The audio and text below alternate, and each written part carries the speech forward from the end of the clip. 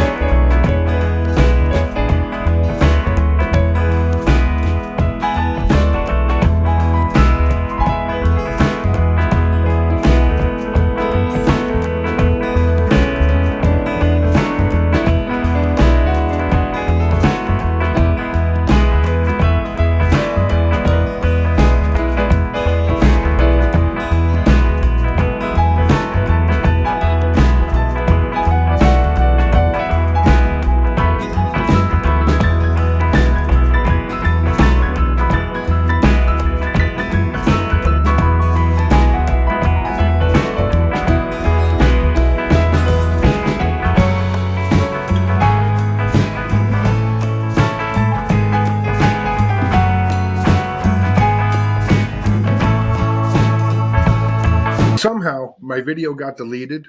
Well, not somehow. I know how it got deleted. It was user error. But anyway, I brushed the top of the bun with my egg wash, and then I put it in the oven and cooked it between 8 and 12 minutes. Thank you so much for watching. I hope you enjoyed this episode, and I hope you enjoy these hamburger buns as much as I do. Don't forget to like and subscribe if you haven't already. Thank you and have a great day, everybody.